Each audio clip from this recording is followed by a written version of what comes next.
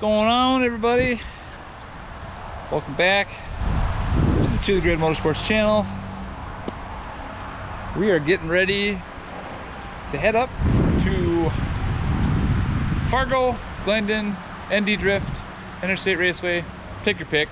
It's kind of used, any of those terms are used to describe that track, but we're going up to ND Drift to go drifting. So got the C5 all loaded up. As you guys know, in the last video we did the ABS delete, so this will be a good test for how that works. Here's that unit there with that proportioning valve and all those pieces to make that work. We topped off the brake fluid, bled everything, switched a couple of those coolant lines around. We're going to test it this weekend, see how it does. So we're also trying a new tire. I know for a lot of people, Kendas are popular for drifting. I have been using these, the Falcon Atsu's FP8000s in a 245/40/18. And the reason why I'm using a 245 is because where we're going for their Drift the Plains events, they have a size limit on tire size, and that's 245.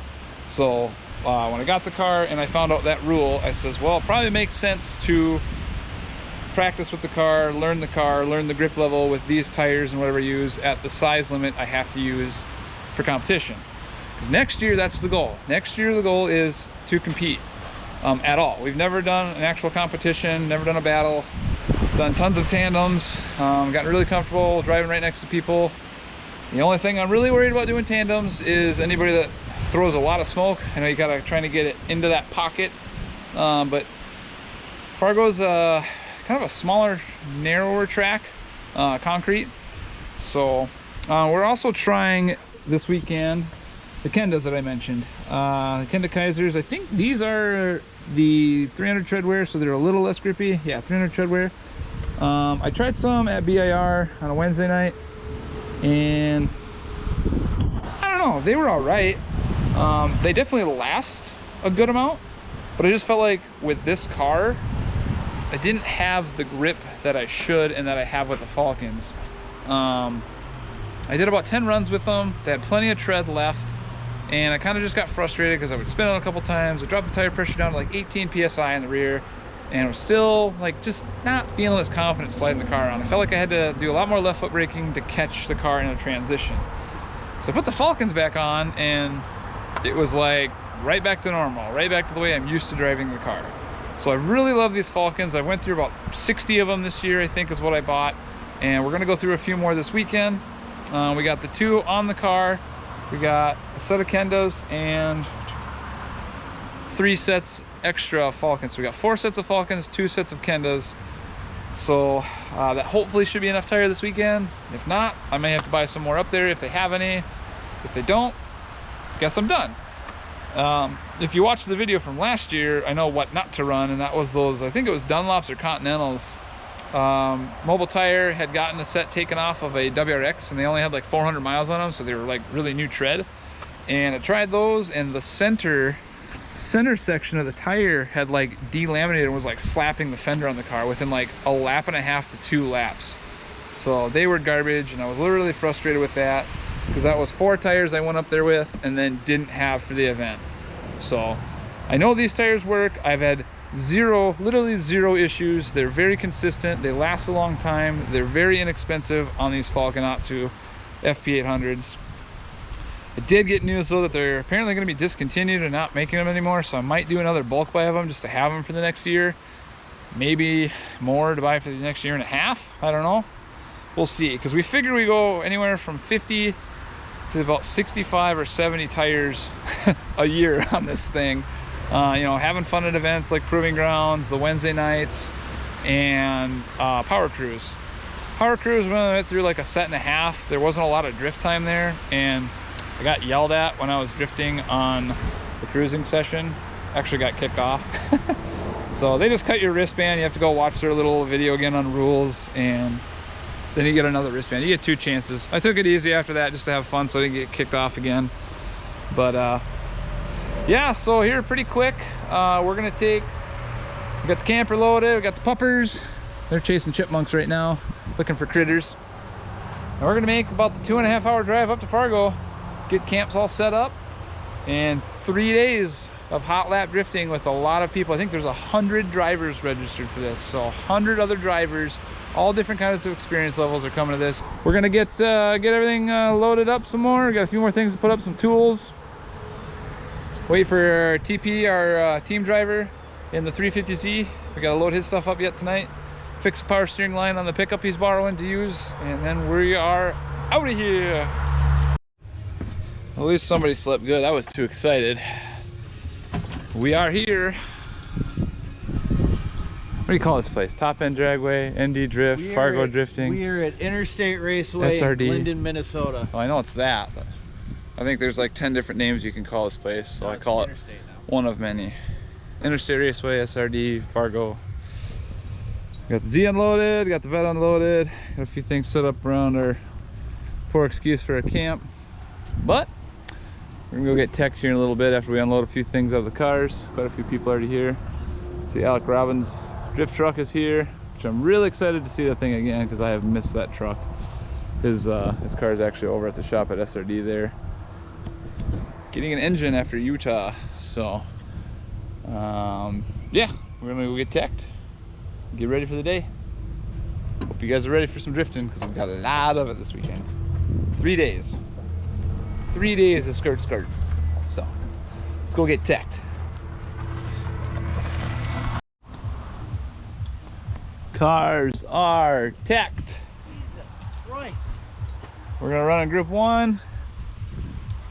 TP says today he's gonna take it a little easy. He's gonna run in group 2 just for today. Better be just for today. Just for today.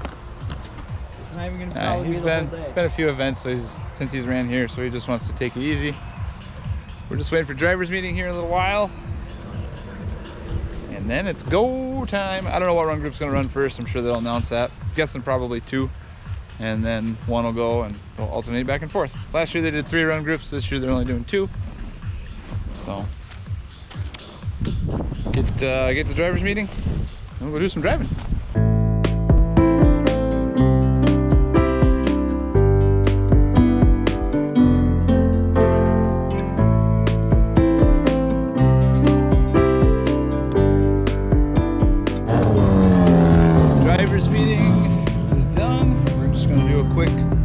Check over on the car, check our tire pressures, check fluids again real quick, oil, whatnot.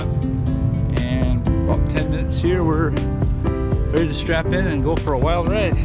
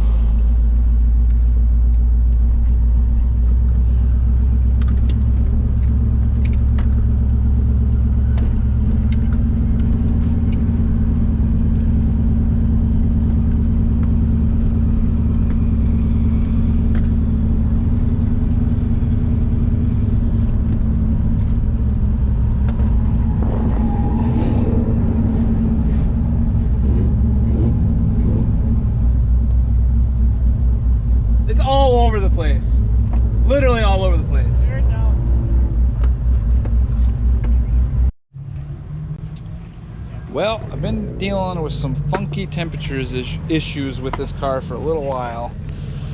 And we're out here at DRIFTOBERFEST, and I think maybe it's the head gasket, or one of them. So I think we're gonna do head gaskets on this car tonight.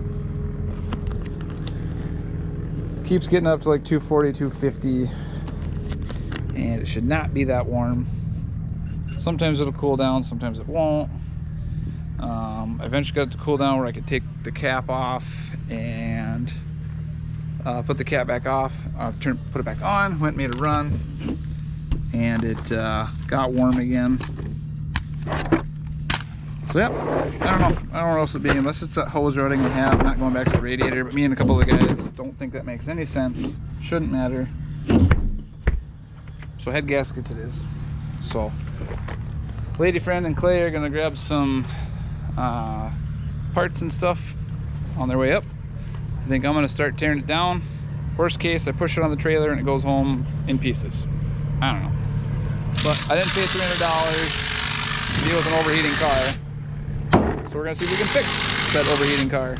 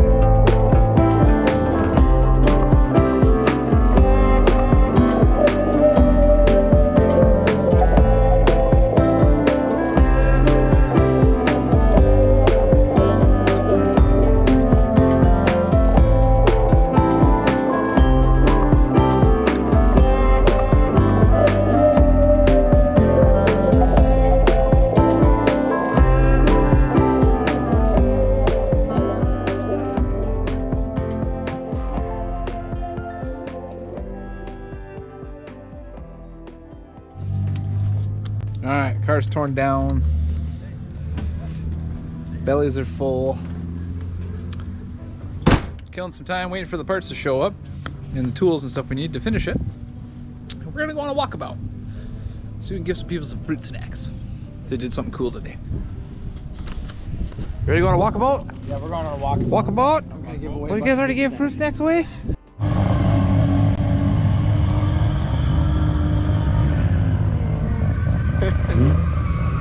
Day 2. And it must be work on shit weekend because, you know, we were tearing the Vette down. And we made, you know, we got everything torn apart last night. And we started to put some stuff back together. And that head's on, torqued, all assembled, header on, ready to go. So we came over this side, got everything cleaned up. And got the head gasket on, got the head on. Went to torque it. As you can see, it's still a lot of parts in the car. And the top center bolt, when I removed it, oh, it's kind of loose. And that's not a helicoil, ladies and gentlemen. That is the aluminum threads that pulled out of the block. Sad panda. But the good news in all this is now I know why the car was overheating intermittently. As I thought, the head gasket didn't fail, but that block did. So we're gonna have to time insert the block. We reached out a couple machine shops last night. There is one, can't remember what town it's in, but it's a couple hours from here. I don't know that it's worth rushing it. I don't know if another bolt's gonna strip torquing it down.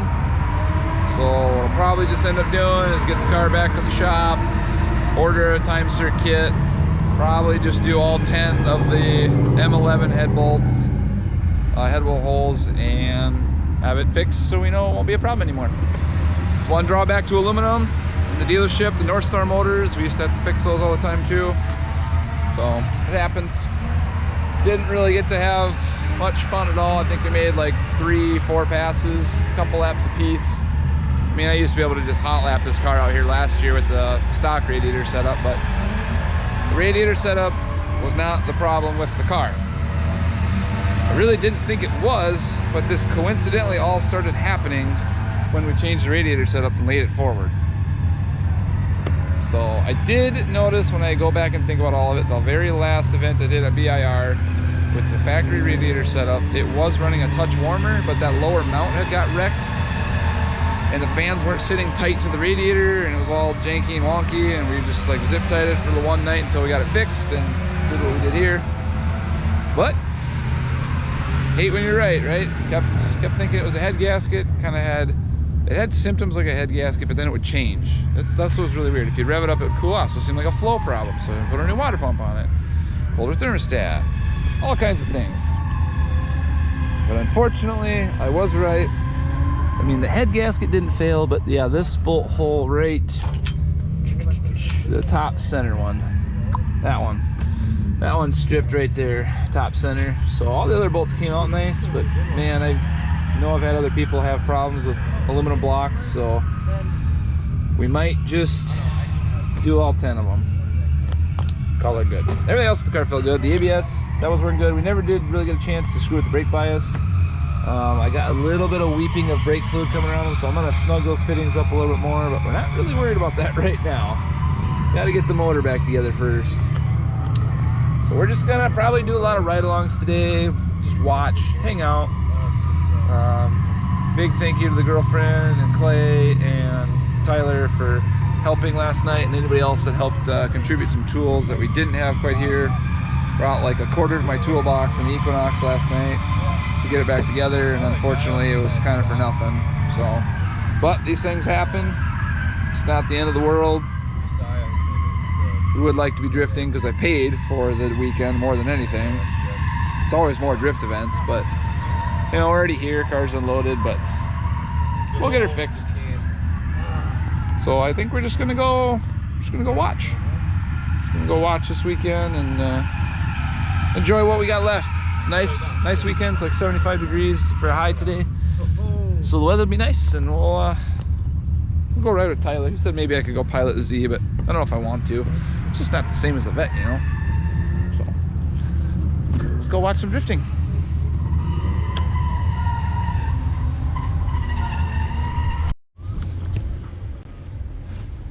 TP had a little oopsie. I'm gonna go check it out.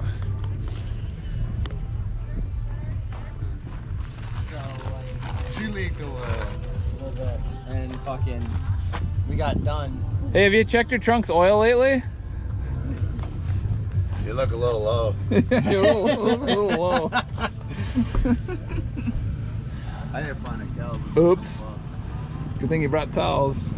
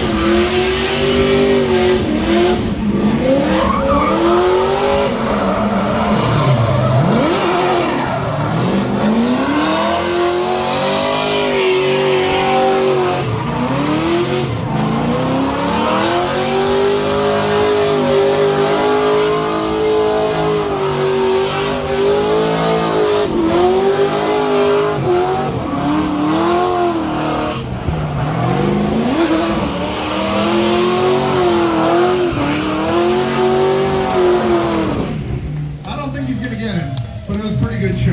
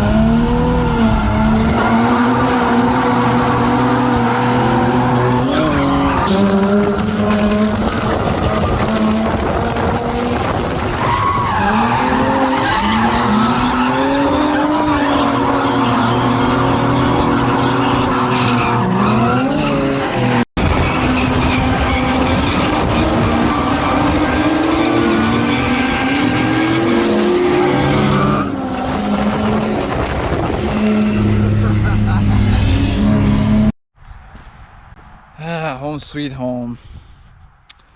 Well, our Drifttoberfest didn't go as planned, but I'm kind of excited. I don't even want to say excited. I'm really relieved that, you know, that issue happened, and I feel like that's probably what I've been chasing this whole time. So now we got the car pushed back in the shop.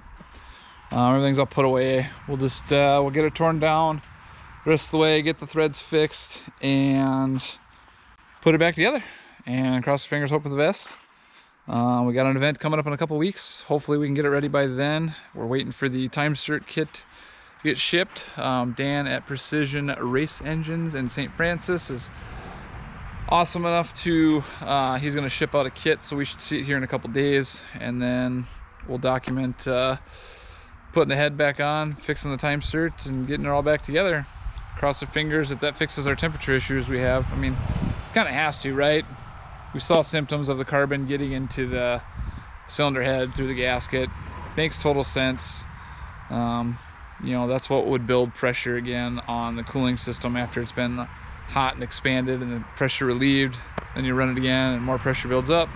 That's a head gasket. So, well, of course it wasn't the head gasket, it was the strip bolt in the block, but same thing, same concept. So, all right guys, I know this is probably gonna be a little bit longer one. Hopefully you guys enjoyed those drift games here at the end of the video. That was something new that they didn't do last year at Drifttoberfest. They had you do the 3 circles around the cones and see who could do that fastest. And if memory serves me correct, that was Justin Voss that won that one, who also had a worse weekend than me. I'm sure you guys have saw some videos and photos of that circulating around. His caught on fire, let's put it that way. So, but glad him and the photographer got out okay. I mean, engines are replaceable, drivers, passengers, they are not. So, and the team at the track got there, put the fire out quick, and saved his car from further damage. So, but all right guys, that's gonna end this video. We will come back to you with the repair on the drift car and see how that goes. And then it's Austin Matta's bash event here at BIR in a couple weeks. Hopefully we've got beautiful weather like this. We don't get too many days like this in October here in Minnesota. So, all right guys, thanks for liking, thanks for subscribing. If you haven't done, please do both of those. Share, love, hate, do whatever. We'll see you at the next To The Grid video. 1, 2, 3, jump. Yeah, that was great. That was Worth it.